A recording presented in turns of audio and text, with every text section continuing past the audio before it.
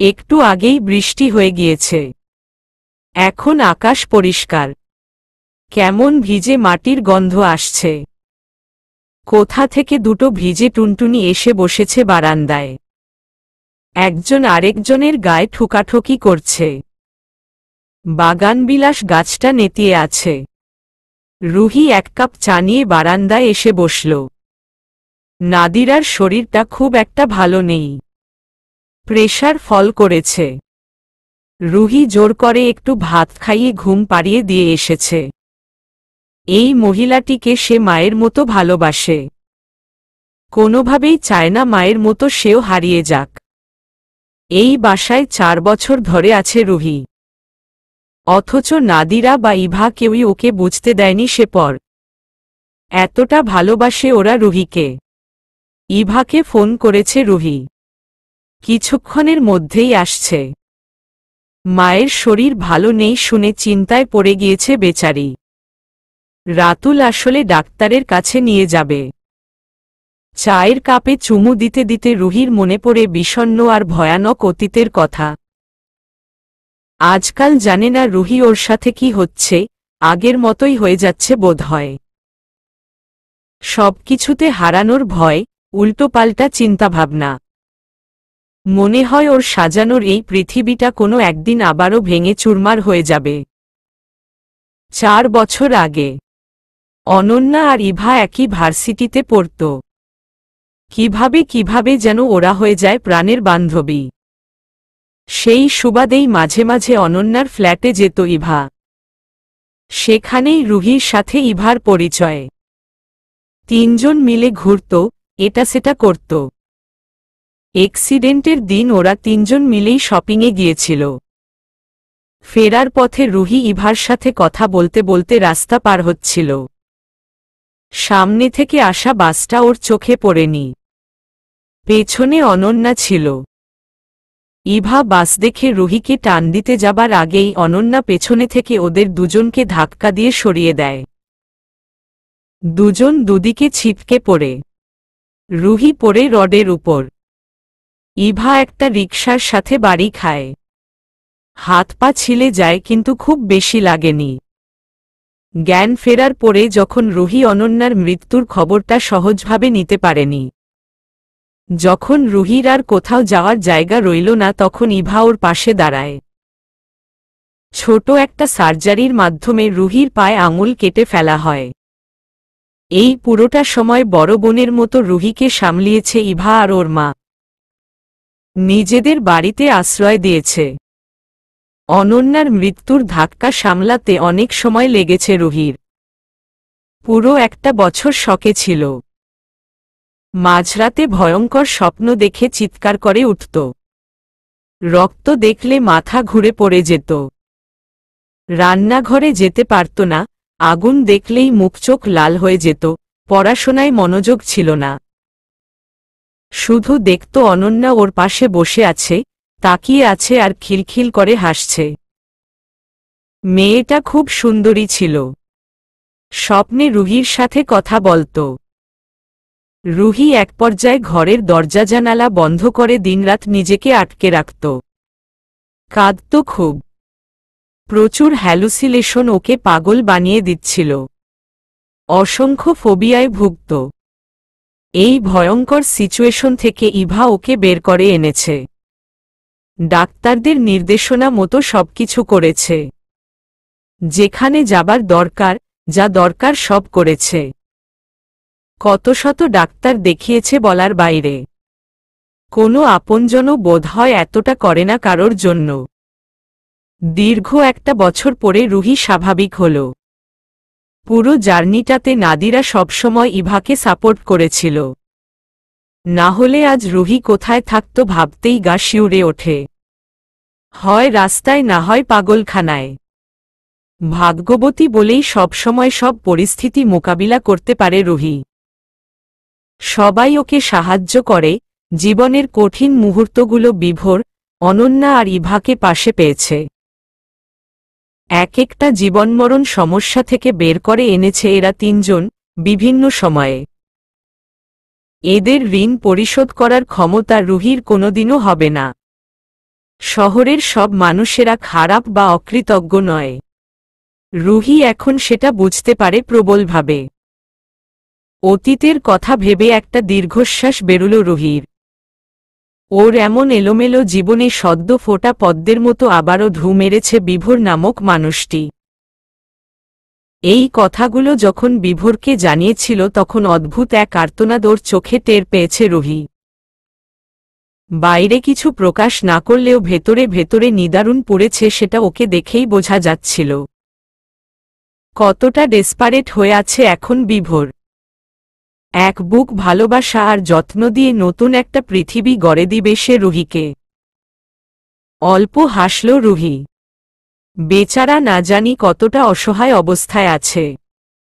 বাবা মাকে কিভাবে জানাবে এসব? আর ওনারা রুহিকে মানবে তো? ভাবনার প্রহর কাটিয়ে উঠতেই কলিং বেল বেজে উঠল। ইভারা এসেছে বোধহয়। পরন্ত বিকেলের রোদে চায়ের কাপটা রেখে উঠল রুহি। চমৎকার শেষ বিকেলের দৃশ্য। বাগানবিলাসীরা যেন হাওয়ার সাথে পাঞ্জা লড়ছে। চারপাশে কেমন নীরবনী স্তব্ধ আর উৎফুল্ল। প্রাণের সঞ্চার করেছে বৃষ্টিরা প্রকৃতিতে। জলফড়িংয়ের দলেরা উড়ুউড়ি করছে।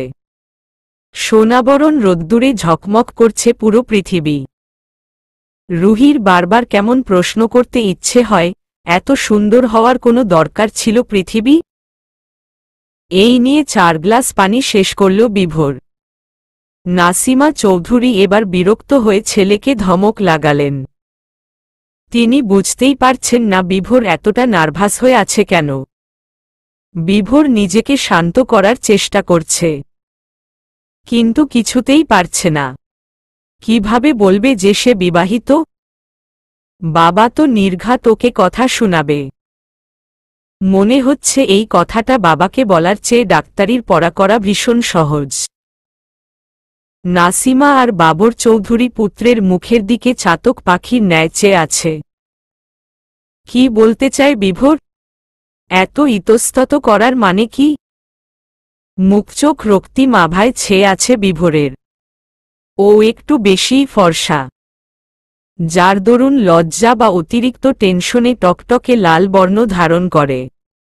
নাসিমা চৌধুরী ওর এই অবস্থা দেখে উতলা হয়ে জিজ্ঞেস করলেন, কি হয়েছে বাবা তোমার? শরীর খারাপ লাগছে? মিনমিন করে বিভোর বলল, না আম্মু। তাহলে চেহারার এই অবস্থা কেন? কিছু খাওনি নাকি দুপুরে? না না খেয়েছি। অ্যাকচুয়ালি আজ খুব গরম তো, তাই এরকম লাগছে। বাবর চৌধুরী মাছেলের কথার মাঝখানে বাগড়া দিয়ে বললেন, শুনো, আমি তোমার বাবা। চেহারা দেখেই বোঝা যাচ্ছে সিরিয়াস কোনো কথা বলতে চাও। তাই ঝটপট বলে ফেলো আর নিজেকে সামলাও। বিভোর নতমুখে বলল, আমি যেটা বলতে চাচ্ছি সেটা শুনলে তুমি নিজেকেই সামলাতে পারবে না আব্বু। তবুও শুনি কি বলতে চাও। বলতে গিয়ে আবার আটকালো বিভোর। কণ্ঠনালী যেন কেউ চেপে ধরে রেখেছে। আওয়াজই বেরুতে চাচ্ছে না। বিভোর আরও 1 গ্লাস পানি ঢকঢক করে খেল। তারপর ধীরে সুস্থে বসল। নাসিমা সন্দেহী দৃষ্টিতে ওর দিকে তাকিয়ে ঘটনা বোঝার চেষ্টা করছেন। বিভোর শান্ত গলায় বাবর চৌধুরীর উদ্দেশ্য বলল, কথাটা কিন্তু ভীষণ সিরিয়াস। তোমরা প্রচুর শকড হবে। Don't mind please. Babar Chowdhury তাচ্ছিল্য করে বললেন, মানলাম ভীষণ সিরিয়াস। আমাকে কিন্তু ভুল বুঝবে না। দাঁতে দাঁত চেপে বাবর চৌধুরী বলল, বলো এবার। আব্বু তুমি আমাকে বিয়ে দিতে চাও, তাই না? বাবর চৌধুরীর চোখ দুটো চকচক করে উঠল। তিনি উৎফুল্ল কণ্ঠে বললেন, অবশ্যই চাই। কিন্তু একথা জিজ্ঞেস করার কি আছে? প্রতিটা বাবা মা তাদের সন্তানকে স্যাটেল দেখতে চায়। তোমার তো অনেক বয়স হল, সেই কবে থেকে বলছি বিয়ে কর, বিয়ে কর। আমার কোনো কথাকেই তো পাত্তা দাওনি। বিভোর অসহায় চোখে বাবার দিকে তাকাল। বলল, আমি এবার বিয়ে করতে চাই। নাসিমা অবাক হয়ে বললেন, ভালো তো, কিন্তু ডিসিশনটা কি আমাদের জোরাজুরিতে নিয়েছ, নাকি নিজের ইচ্ছায়? শুনো, জোর করে কিন্তু কিছু হয় না। বিয়ের পরে তুমি কিন্তু টালবাহানা করতে পারবে না, তাই যা সিদ্ধান্ত নেবার তা ভেবেচিন্তে নাও। বাবর চৌধুরীও কঠিন চেহারায় নাসিমার কথায় সায় জানালেন। উনি একটু হতভম্বই হয়েছেন। যে ছেলেকে বিগত কয়েক বছর যাবৎ বিয়ে করানোর জন্য তিনি কলুর বলদের মতো ঘানি টানছে, সেই বিভোর নিজ থেকে আজ বিয়ের কথা বলছে। স্ট্রেঞ্জ। নাসিমা ছোট ছোট চোখ করে ওর দিকে তাকিয়ে আছে। একঘেয়ে, বিরক্তকর এবং একই সাথে ভয়ঙ্কর কয়েকটা মুহূর্ত পার হবার পরে নিস্তব্ধতা ভেঙে বিভোর মৃদু কাপা গলায় বলল, আমার বিয়ে করে ফেলেছি আব্বু।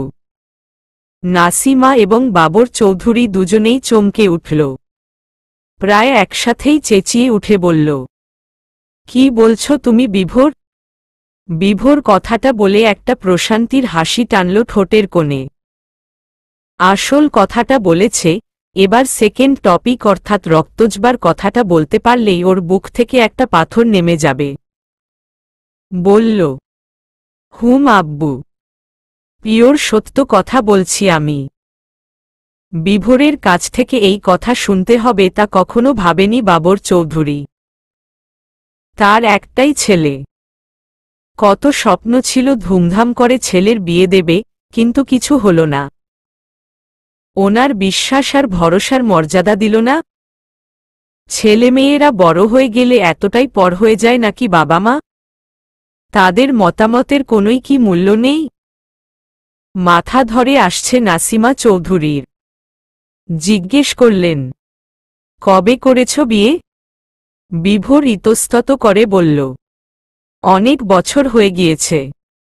বাবর চৌধুরী গলা উঁচিয়ে বললেন, কয় বছর? বাচ্চা কাচ্চাও নিয়ে নিয়েছ নাকি? ভালোই তো, 6 বছর। বাচ্চা কাচ্চা নিইনি। নাসিমা ভেবেছিল কয়েক মাস হবে বোধহয়, কিন্তু 6 বছর কথাটা শুনে উনি অবাক হয়ে গেলেন। বাবর চৌধুরী প্রচুর শকট হলেন। এত বছরে তার ছেলে একবারও কথাটা বলতে পারল না? তার ছেলে কি মেয়েদের ধোঁকা দেয় নাকি? এখন কি মেয়েটা ওকে চেপে ধরেছে সবাইকে কথাটা জানানোর জন্য, সচরাচর যেমন হয়? বিভোর ক্ষীণ কণ্ঠে বলল, আমি আসলে বিয়ের কথাটা প্রায় ভুলেই গিয়েছিলাম। দেশে ফেরার পরে ওর সাথে যখন আমার আবার দেখা হলো তখন আমি বুঝতে পারলাম ওকে ছাড়া আমার চলবে না। ওকে আমার চাইই চাই। দেশে ফিরেছ 2 বছরেরও বেশি সময় হয়ে গিয়েছে। আর তুমি এসব কি বলছো? আমরা কিছু বুঝতে পারছি না। নাসিমা চাছাছোলা প্রশ্ন করলেন।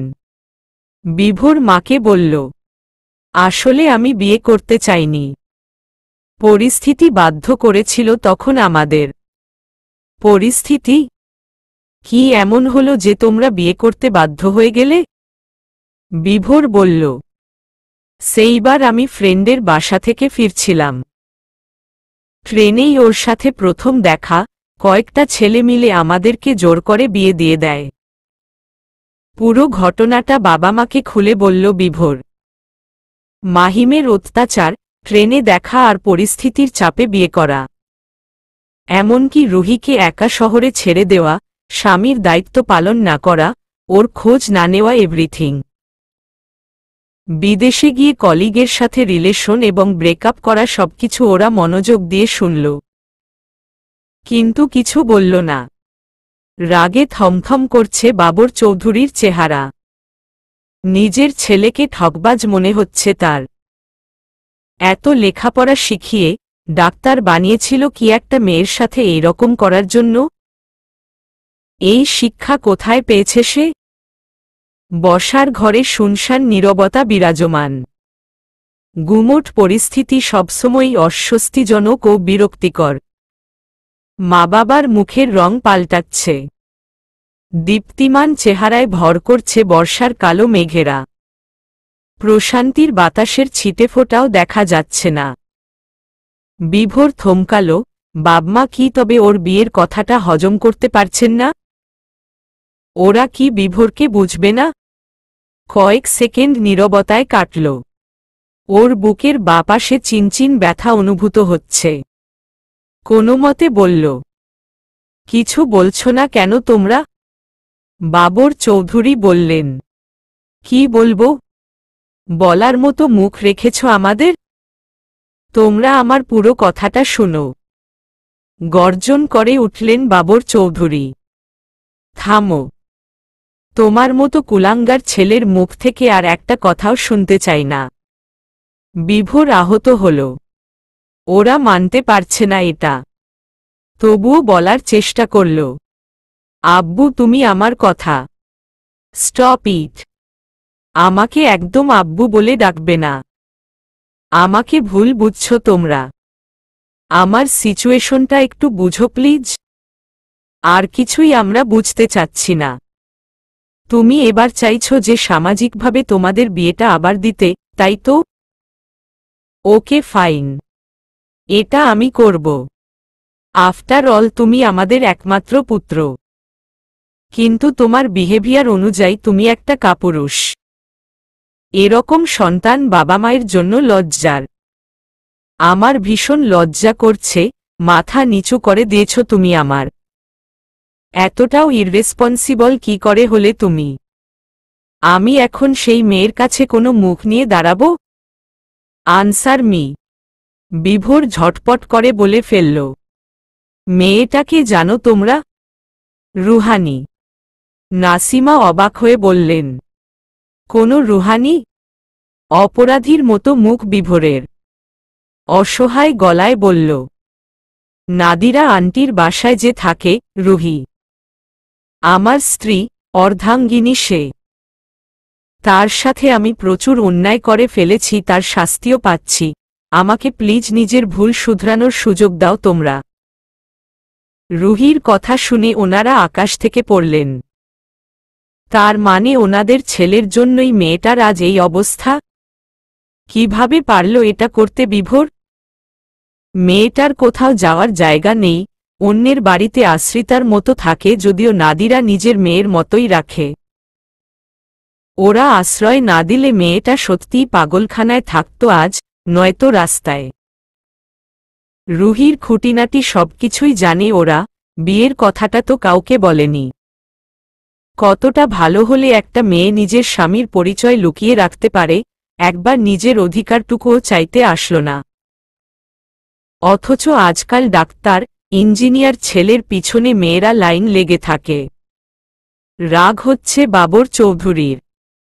সেই মুহূর্তে বাবর চৌধুরী একটা আশ্চর্যজনক কাজ করে বসলেন।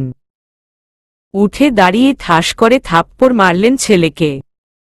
বললেন, তুমি এটারই যোগ্য। নাও গো টু হেল। চৌধুরী বাড়ির লনটা বেশ বর্ষর। সেখানে বিভিন্ন ফুলের গাছ আছে। দেশি বিদেশি নানারকম ফুল সারা বছরই বাগানটাকে মাতিয়ে রাখে। রোদে পোড়া শান্ত বিকেলে স্নিগ্ধতার পরশ ছড়িয়ে দেয় বাহারি ফুলেরা। ম ম করে উঠে আদুরে সুবাসে। সবচেয়ে বেশি আছে রেইন লিলি। ঘাসের ফাঁকে ফাঁকে তাদের কলিগুলো দেখা যায়।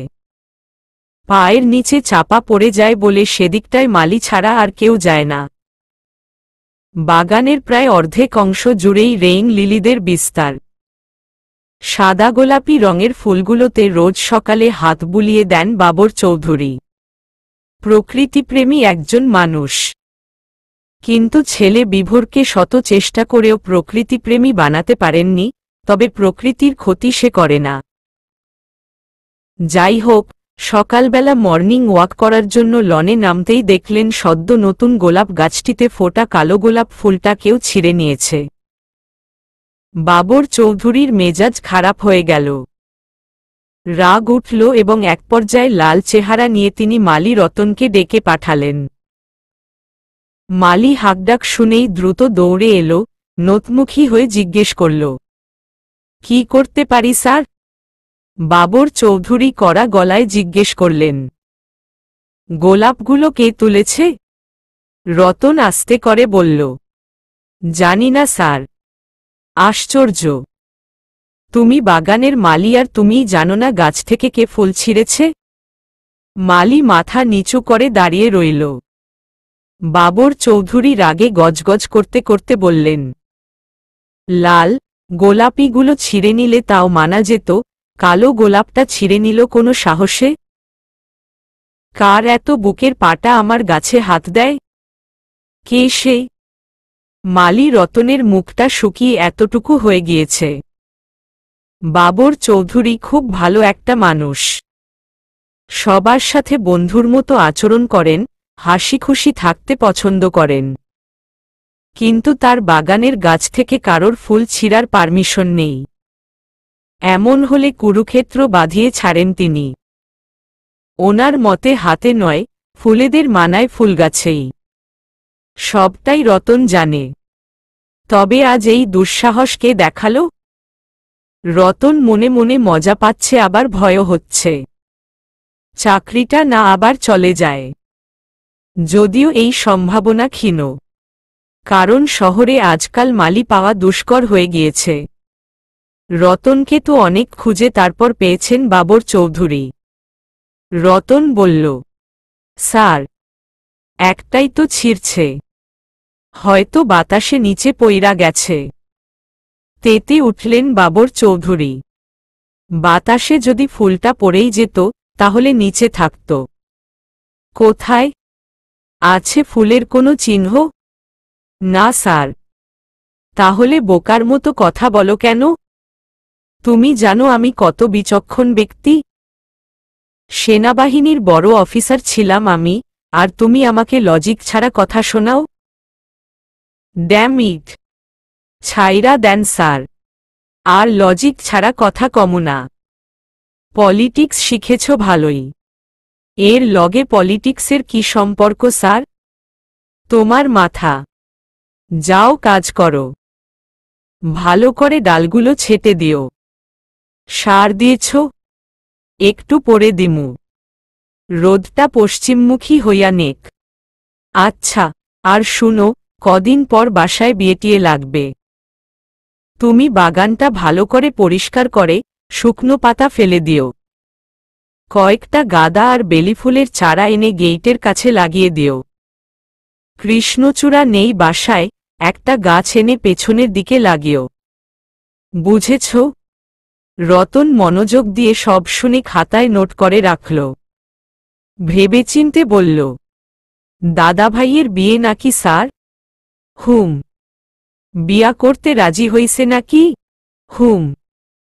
রতন কিছুক্ষণ চুপ থেকে কিছু একটা মনে হতেই উৎফুল্ল কণ্ঠে বলল, ওনার তো তাহলে লাল টকটকে জবাফুল পছন্দ। আমাদের বাগানে সাদা আর গোলাপি জবা আছে, লাল নাই।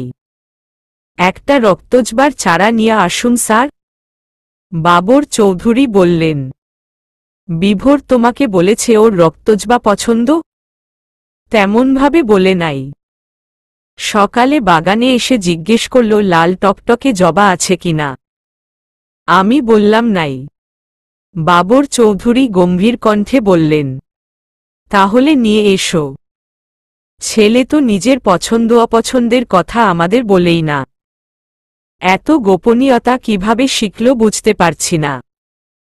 তুমি জানো বিভোর আরও 6 বছর আগেই বিয়ে করে ফেলেছে। আমাদেরকে একবারের জন্য বলেওনি।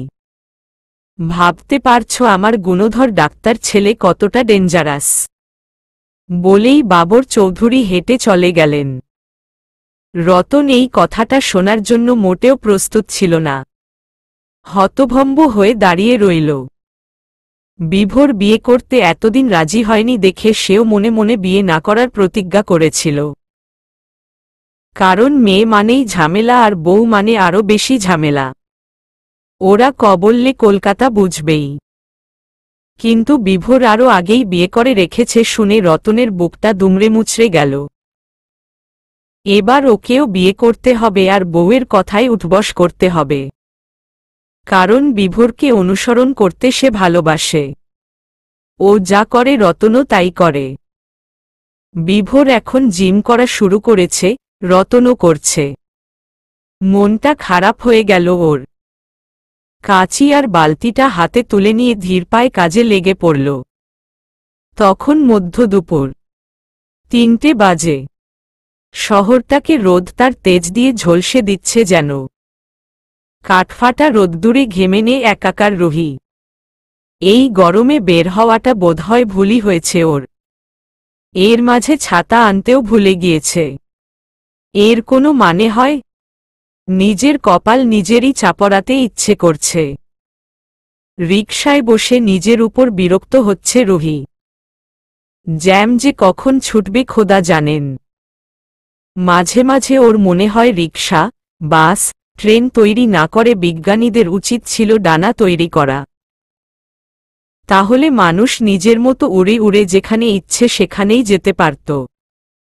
অবশ্য তখনও দেখা যেত আকাশপথেও জ্যাম লেগে গেছে। যত নতুন নতুন প্রযুক্তি সৃষ্টি হচ্ছে তত জটিলতাও তৈরি হচ্ছে। বাতাসে শান্তিতে নিঃশ্বাস নেওয়াও যায় না। ধুলোবালির এই শহরটার চারদিকে কেমন বিষণ্ণ ভাব, মন খারাপ করা ধোঁয়াটে আবহাওয়া। বিভোরের জরুরি তলবে রুহি অফিস থেকে ছুটি নিয়ে বেরিয়েছে। ভরদুপুরে বেরুতে ওর ইচ্ছে করছিল না। কিন্তু বিভোর মুড খারাপ করে বসে আছে। কি যেন বলতে চায়। ফোনে নাকি বলা যাবে না। তাছাড়া ওকে সাদা রঙের শাড়ি পরতে বলা হয়েছে। খুব জোরালোভাবেই এই হুকুম ওর উপর জারি করা হয়েছে। না হলে ওকে নাকি আস্ত রাখবে না। কি এমন জরুরি কথা বলবে রুহি সেটা বুঝতে পারছে না। রৌদ্রস্নাত প্রকৃতির গাছের পাতাগুলো একটুও দুলছে না। জ্যাম ছাড়ল আরও আধ ঘন্টা পর।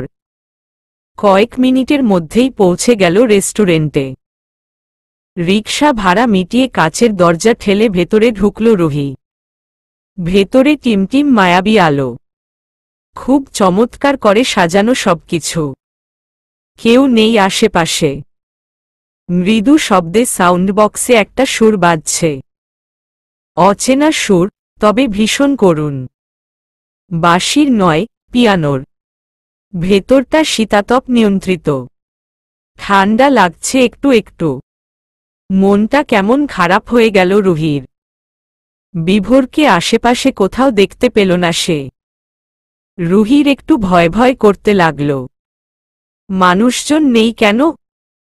বিভোর ওকে এখানে ডাকল কিন্তু নিজেই এসে পৌঁছাল না, আজব তো। রুহি কয়েক পা পিছিয়ে এলো। ভালো করে আবার খুঁজে দেখল। না, কোথাও নেই বিভোর। এখনো আসেনি বোধহয়। রুহি বেরিয়ে আসতে যাবে ঠিক তখনই খুব জোরে কোথাও একটা শব্দ হল। চমকে উঠল রুহি। শব্দের উৎস খুঁজতে গিয়ে কাচের দরজার ওপাশে চোখ পড়তেই দেখতে পেল বাইরে হঠাৎ বৃষ্টি নেমেছে। প্রচণ্ড শব্দে মেঘ গর্জন করছে আর বাজ পড়ছে। 5 মিনিটেই আবহাওয়ার এমন বদল দেখে রুহি খুব অবাক হল। কিন্তু এখন বেরোবে কি করে? বিভোর না আসা পর্যন্ত এখানে থাকার সাহসও হচ্ছে না। কোনো ওয়েটারকেও দেখা যাচ্ছে না। এটা এমন ভুতুড়ে রেস্তোরাঁ কেন? হঠাৎই নিজের হাতে টান অনুভব করল। চোখ বন্ধ করে আতঙ্কে চিৎকার করে উঠল রুহি। ভূতটুত নাকি? মনেমনে সুরা পড়ে অল্প একটু চোখ খুলে দেখল ডাক্তারবাবু ওর হাত ধরে ভ্রু কুঁচকে ওর মুখের দিকে তাকিয়ে আছে। দুজনের মাঝে তখন কয়েক ইঞ্চির দূরত্ব। রুহি প্রাণ ফিরে পেল যেন। বলল, আপনি ছিলেন? ওফ অফ! কেন? কি ভেবেছিলে তুমি? ভাবলাম কোনো ভূতটুত হবে হয়তো। আপনি কোথায় ছিলেন? উত্তর না দিয়ে রুহির হাত ধরে টেনে নিয়ে একপাশে দাঁড়াল বিভোর। পূর্ণদৃষ্টি মেলে ওকে পরখ করল রুহি। পরনে সাদা শার্ট আর কালো প্যান্ট। চুলগুলো সুন্দর করে সেট করা, অনেক চমৎকার দেখাচ্ছে বিভোরকে। মনে হচ্ছে সে কোনো সিনেমার হিরো, ডাক্তার নয়। অন্যদিনের মতো ফর্মাল গেটআপ নয় ওর। বোঝাই যাচ্ছে স্পেশাল। রুহি এ বিষয়ে কিছু বলার আগেই হঠাৎ সব বাতিগুলো নিভে গেল। রুহি অবাক হয়ে বলল, সব কিছু নিভে গেল কেন? এই জায়গাটা এত ভুতুড়ে কেন? মানুষজন নেই কেন? আরও কিছু প্রশ্ন করার আগেই বাতি জ্বলে উঠল।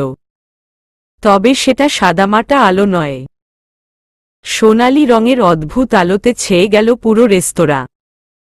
কাচের দেয়াল বেয়ে বৃষ্টির পানি নামছে ঝর্ণাধারার মতন। বাইরে সবকিছু নিকষ কালো অন্ধকারে ঢেকে গেছে।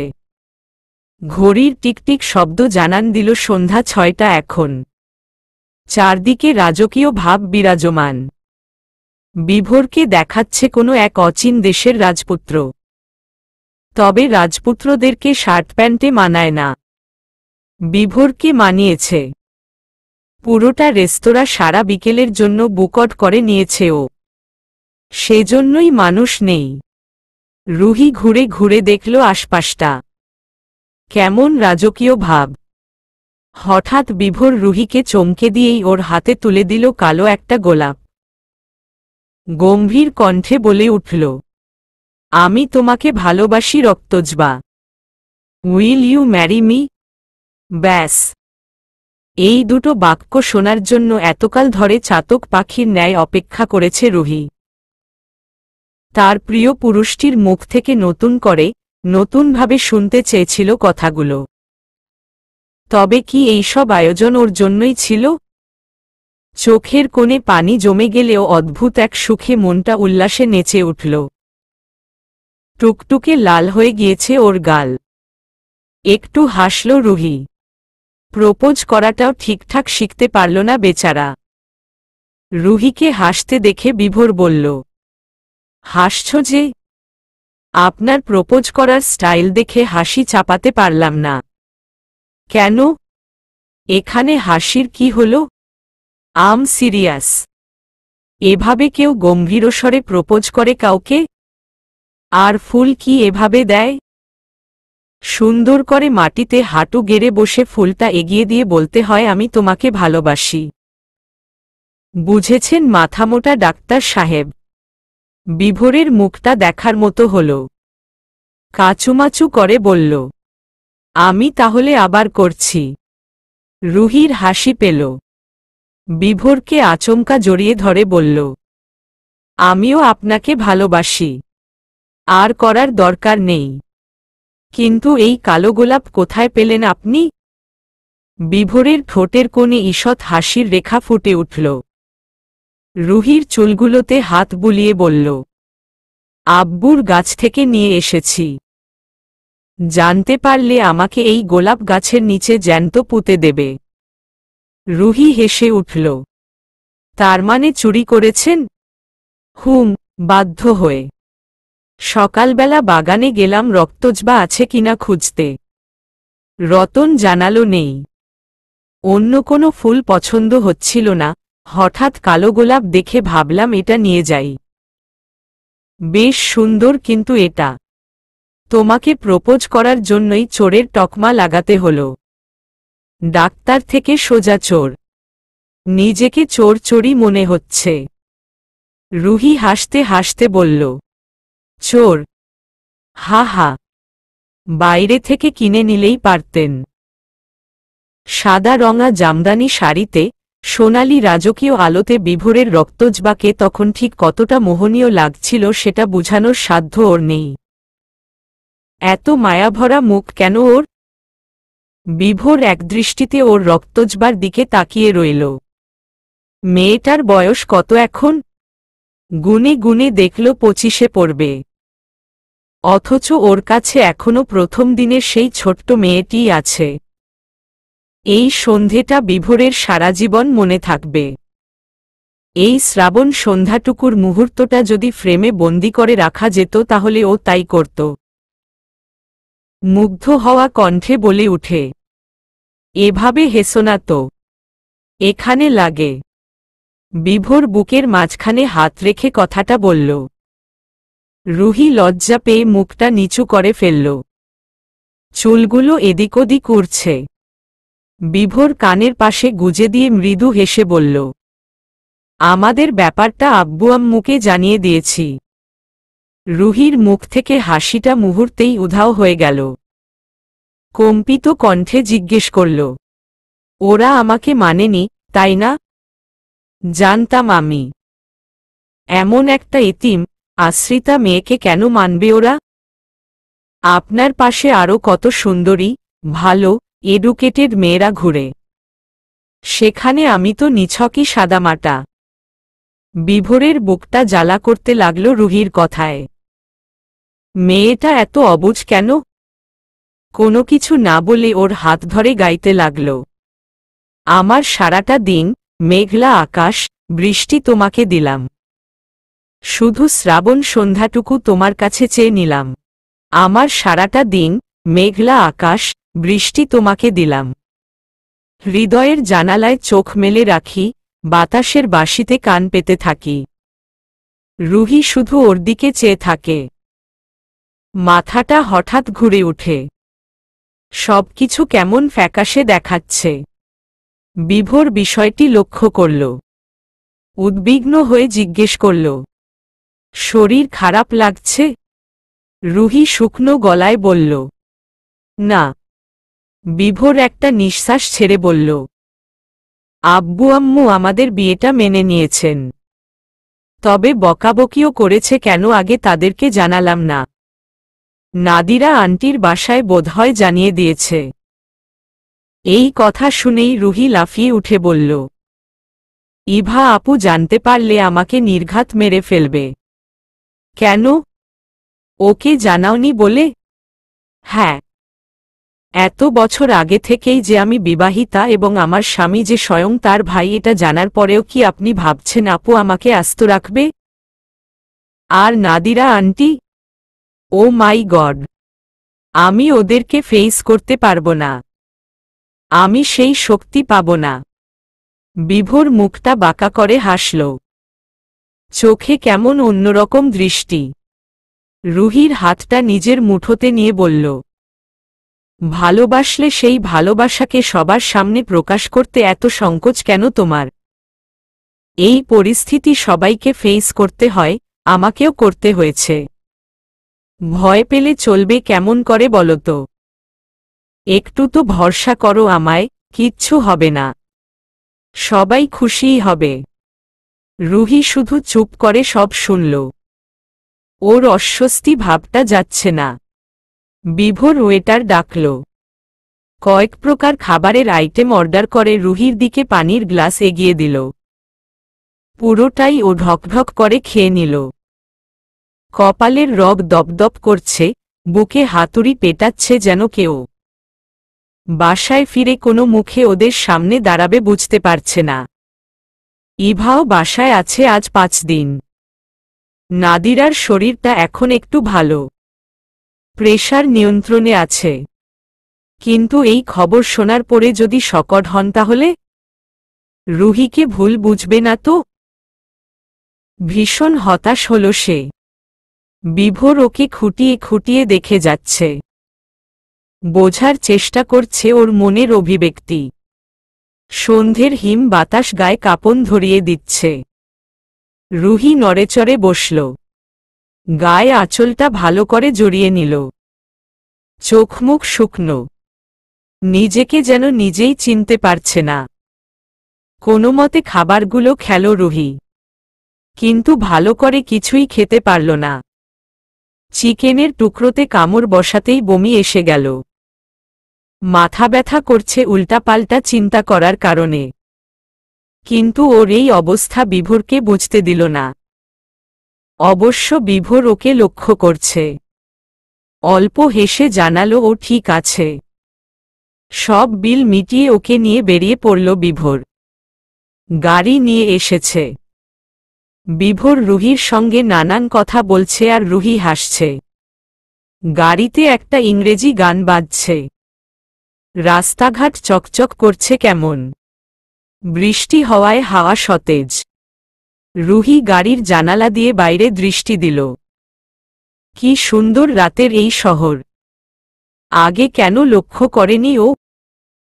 ভালোবাসার মানুষটি পাশে থাকলে বোধহয় পৃথিবীর সবকিছুই সুন্দর দেখায়।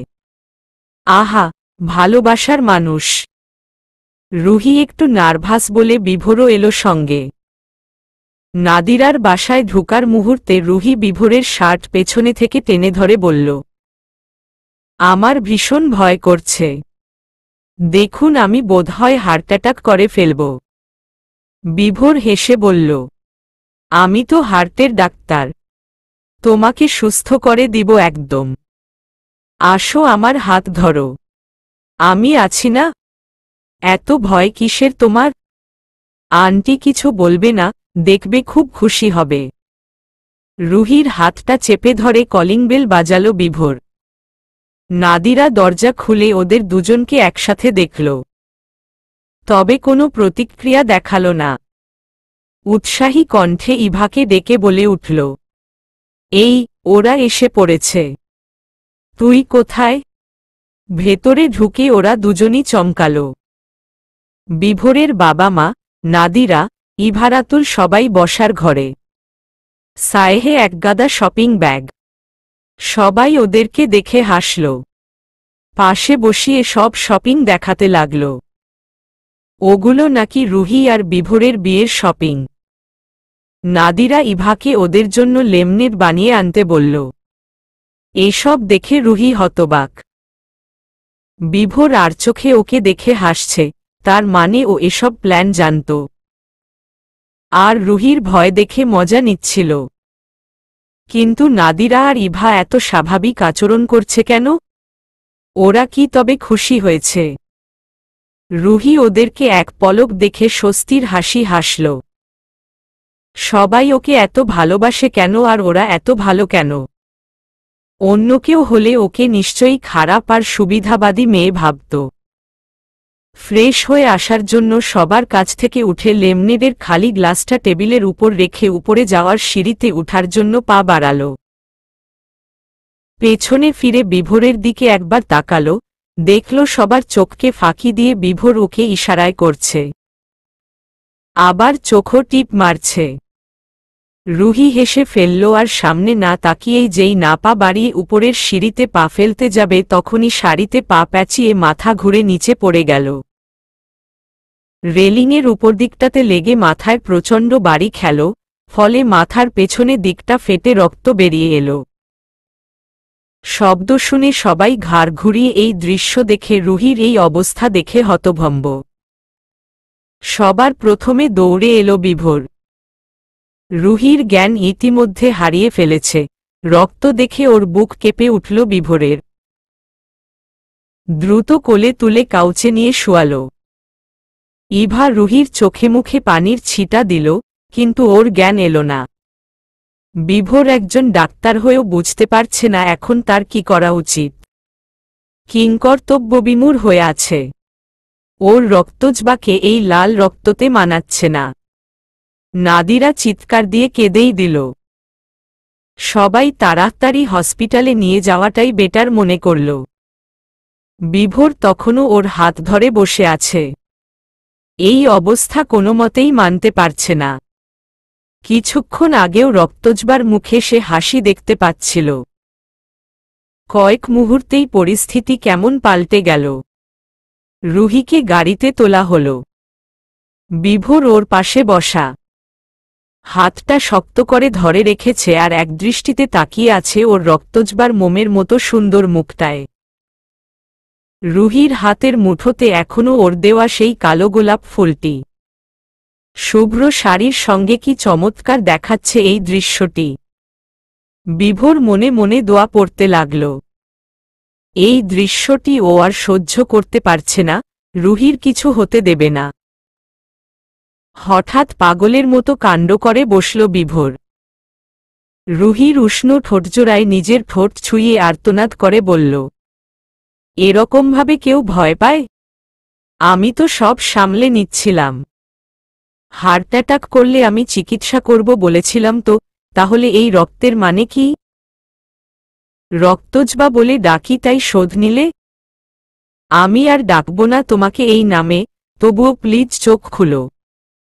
দয়া করো আমাকে। ভালোবাসা একদিকে যেমন পৃথিবীর সব সুখ বয়ে আনে, এক নিমিষে সে সুখ কেড়ে নিয়ে মানুষকে জ্বালিয়ে পুড়িয়ে ছাই করে দিতে পারে। পৃথিবী নামক গ্রহটিতে ভালোবাসা জিনিসটি না থাকলে কি এমন হতো? মানুষ বোধহয় পশুর চেয়েও অধম হয়ে যেত। তবুও সে ভেতরে জ্বলে পুড়ে ছাই হয়ে যেত না। আত্মার বন্ধন জড়িয়ে আছে ভালোবাসায়। এক আত্মার কষ্টতে অন্য আত্মাকেও জ্বলে পুড়ে ছারখার হতে হয়। কিন্তু ডাক্তার হওয়া সত্ত্বেও যদি নিজের ভালোবাসার মানুষটিকে সামান্যতম সাহায্য না করতে পারে, তাহলে কি দাম সেই ভালোবাসার? কলঙ্কিত হয়ে যায় না সেই ভালোবাসা? এতে কি ভালোবাসা শব্দটার অপমান হয় না? বিভোরের চোখ রক্তবর্ণ, মুখ শুকিয়ে গিয়েছে দুদিনেই। হসপিটালের বেডে নিথর দেহটিকে পড়ে থাকতে দেখে আবারও তার বুকটা ভার হয়ে এল। গলা শুকিয়ে যেন লেগে গেল, কণ্ঠনালীতে কোনো শব্দ আসছে না, মুখ দিয়ে কোনো বাক্য উচ্চারিত হচ্ছে না। রুহির গায়ে হসপিটালের আকাশী রঙের পোশাক, মাথায় ব্যান্ডেজ, হাতে ক্যানোলা। সেদিনের পর আর জ্ঞান ফেরেনি রুহির। পাশে বসে আছে বিভোর। ঘাড়ে ঝুলানো স্টেথোস্কোপটা ডেস্কে রাখল, তারপর রুহির হাত ধরে বসল। ক্ষীণ কণ্ঠে বলল, একটাবার চোখ খুলো না তুমি, একবার দেখব তোমায়। চোখ বোঝা মানুষটা তার কথা শুনল না। বিভোর একটু রেগেই উঠল। ঢং করছো তাই না? আমাকে কষ্ট পেতে দেখে খুব আনন্দ লাগছে তোমার? এতদিন দূরে রাখার প্রতিশোধ নিচ্ছ? কথা বলে না মেয়েটা। বিভোরের রাগের সাথে সাথে খুব অভিমানও হয়। সে কেন খেয়াল রাখতে পারল না ওর জবাফুলটার? কিছুক্ষণ পর ডাক্তার সাইম আসেন। তিনিই রুহির চিকিৎসা করছেন।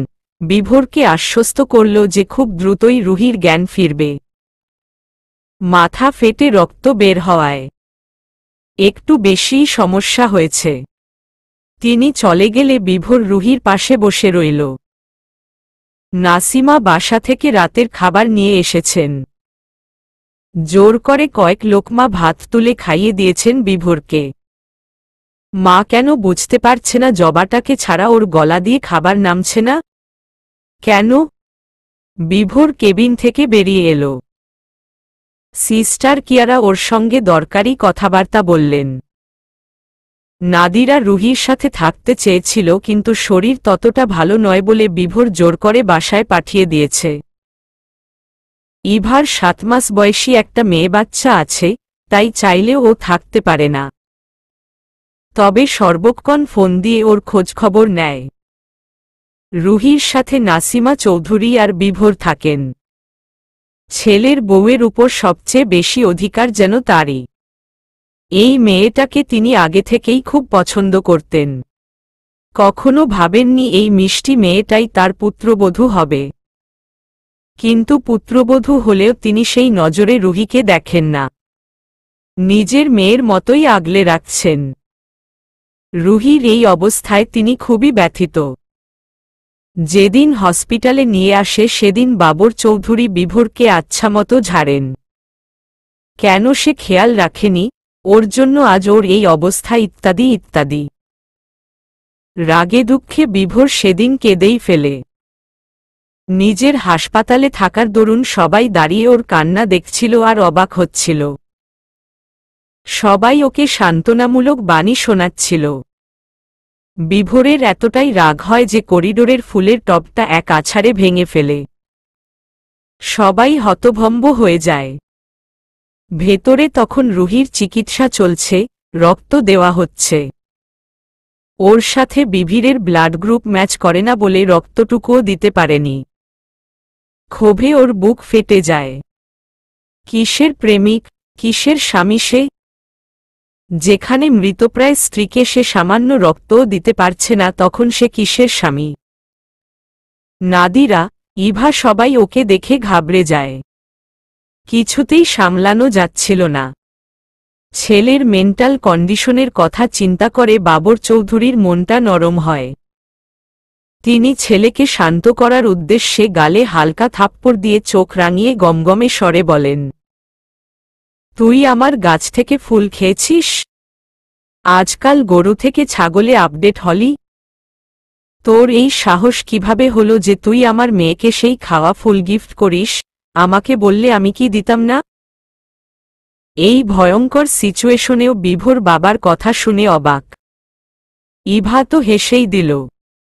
ছেলেকে এভাবে তাকাতে দেখে তিনি বড় বড় চোখ করে বললেন, এভাবে তাকাবি না, নজর নিচে রাখো।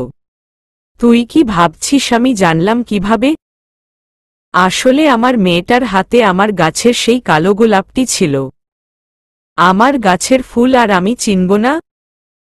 দেখ, আমি ওর হাত থেকে নিয়ে এসেছি। বাবর চৌধুরী পাঞ্জাবির পকেট থেকে শুকিয়ে যাওয়া কালো গোলাপটা বের করে দেখালেন। রুহি যখন সিঁড়ি থেকে পড়ে জ্ঞান হারিয়ে ফেলে তখন ওর হাতের মুঠোয় শক্ত করে ধরে রেখেছিল ফুলটি। বাবর চৌধুরীর চোখে পানি এসে পড়ে এই দৃশ্য দেখে। তিনি ফুলটা নিয়ে নেন, নচেত কেউ ফেলে দিত। রুহিকে তিনি এক মুহূর্তের জন্য পুত্রবধূ ভাবতে পারছেন না। নিজের সন্তান বলে মনে হচ্ছে। ওনার অনেক শখ ছিল একটা মেয়ের, কিন্তু আল্লাহ পাক তা দান করে আবার নিয়েও গেছেন। জন্মের এক সপ্তাহ পরেই মারা যায় তাদের মেয়েটি। নাসিমা তো আজও সেই মেয়ের কথা ভেবে কাঁদেন। তাদের প্রথম সন্তান ছিল মেয়েটি। রুহিকে তিনি মা বলেই ডাকেন। বিভোর বাবাকে জড়িয়ে ধরে সেদিন কেঁদে দিয়েছিল। তিনি পুত্রকে অনেক বুঝিয়ে শান্ত করলেন, কারণ ও একজন ডাক্তার। এর থেকে ভয়ঙ্কর সিচুয়েশন ওকে পার করতে হয়েছে। কত মানুষের মৃত্যুও দেখতে হয়েছে। তাহলে আজ এমন করছে কেন? ওকে তো শক্ত থাকতে হবে। হায়, ভালোবাসাকে হারানোর ভয় যদি কেমন হয়, কেউ যদি বুঝত তাহলে কেউ কাউকে সান্ত্বনা দিত না। বাবর চৌধুরী তাও বললেন, এমন করছিস কেন? তুই না ডাক্তার। দেখ, এটা তোর হসপিটাল, তোর কাজের জায়গা। সবাই তোর উপর ভরসা করে। এখন তুই যদি নিজের আপনজনের জন্য এভাবে ভেঙে পড়িস তাহলে তাদের কি হাল হবে ভেবে দেখত। ওদের মনোবল ভেঙে টুকরো হয়ে যাবে না? তুই কি এটাই চাস যে পেশেন্টরা চিন্তায় চিন্তায় মরে যাক? বল। বিভোর রুদ্ধ কণ্ঠে বলল, আমি তো নিজেকে সামলানোর চেষ্টা করছি, পারছি না। তেমন কিছুই হয়নি। ঠিক হয়ে যাবে আমার মেয়েটা। তুই শুধু দোয়া কর আর শক্ত রাখো মনটাকে। That's okay. বাবার কথায় যেন মনোবল ফিরে এলো বিভোরের। সত্যিই কিছু হবে না তার জবা ফুলটার। সে দেখে রাখবে। এভাবেই নিজেকে সামলিয়েছিল বিভোর। বাবা মা যদি সবকিছুতে সন্তানের পাশে থাকে তাহলে যেকোনো কঠিন মুহূর্ত পার করা অতটাও যন্ত্রণাদায়ক নয়। চারদিকে কেমন শীত শীত আমেজ। কুয়াশাজড়ানো ভোর। দূর দিগন্তের কোনো কিছুই প্রায় চোখে পড়ে না। আবাসিক এলাকায় অতিথি পাখিদের আগমন ঘটেছে। কিচিরমিচির শব্দ অনেক দূর অবধি পৌঁছায়। দূরের লেকটার পানি শান্ত, স্থির। পানির উপরে ফুটে আছে পদ্মফুলের কয়েকটি কলি। তারও উপর মেঘের মতন ভাসছে কুয়াশারা। পদ্মপাতার উপর জমেছে শিশির কণা। অতিথি পাখিদের সেই কলরব আর অসাধারণ শীতের আগমনে মুগ্ধ চোখে চেয়ে আছে বিভোর। আশ্চর্য! 4টা দিন আগেই না কাঠপোড়া রোদ তার তেজ দিয়ে পৃথিবী ঝলসে দিচ্ছিল। এই পৃথিবী আর প্রকৃতির নিয়ম বড়ই অদ্ভুত। বিভোরের চোখ রক্তলাল। 4 দিনের মধ্যে সে কয়েক মিনিটের জন্য চোখের পাতা এক করতে পারেনি। কাল রাতেও জেগেছিল। রুহিকে এক ব্যাগ রক্ত নিতে হয়েছে। তবে জ্ঞান এখনো ফিরেনি। দীর্ঘ একটা রাত ছিল, শেষ হতেই চাইছিল না। জ্যোৎস্না মোড়ানো সেই রাতটাতে ওর জবা ফুলটাকেই চাঁদ মনে হচ্ছিল। বিভোরের বুকের কান্নারা সেই জ্যোৎস্নার আলোর রং ধারণ করেছিল। একা থাকায় কত কষ্ট তা বুঝতে পারে বিভোর। এই গল্পগুলো বলবে সে জবা ফুলটাকে। মুগ্ধ শ্রোতা হয়ে নিশ্চয়ই শুনবে রুহি। বিভোরের মনে পড়ে সেই গান, আমি তোমাকেই বলে দেব। কি একা দীর্ঘ রাত, আমি হেঁটে গেছি বিরান পথে, আমি তোমাকেই বলে দেব। সেই ভুলে ভরা গল্প, কড়া নেড়ে গেছি ভুল দরজায়। ছুঁয়ে কান্নার রং, ছুঁয়ে জ্যোৎস্নার ছায়া। 2 আমি কাউকে বলিনি সে নাম, কেউ জানে না, না জানে না আড়াল। 2 জানে কান্নার রং, জানে জ্যোৎস্নার ছায়া। মন হারানো এক সুগন্ধিতে হঠাৎ পুরো ঘরটা ভরে যায়। বিভোর এক পলক রুহিকে দেখে আবার বাইরে দৃষ্টি মেলল। তারপরই প্রচণ্ড শব্দ করে কিছু একটা নিচে পড়ার আওয়াজ হল। চমকে উঠল বিভোর। পেছনে ফিরে দেখল রুহির পা নড়ছে। কাচের গ্লাসটা ধাক্কা লেগে নিচে পড়ে ফেটে গিয়েছে। বিভোর দ্রুত এলো তার জবা ফুলটার কাছে। আশা, তার রুহির জ্ঞান ফিরেছে, তবে সে কেমন যেন করছে। ইশারায় বিভোরকে কিছু একটা বোঝানোর চেষ্টা করছে, কিন্তু মুখ ফুটে সেই কথাটা বলতে পারছে না। রুহির চোখ বেয়ে পানি পড়তে লাগল। ওর মনে হচ্ছে বিভোরকে আর দেখতে পারবে না। ডাক্তারবাবুর চেহারাটা ঘোলাটে দেখছে সে। অনেকক্ষণ পরে বিভোর বুঝতে পারল তার জবা ফুলটির নিঃশ্বাস নিতে কষ্ট হচ্ছে। চলবে ইনশাআল্লাহ।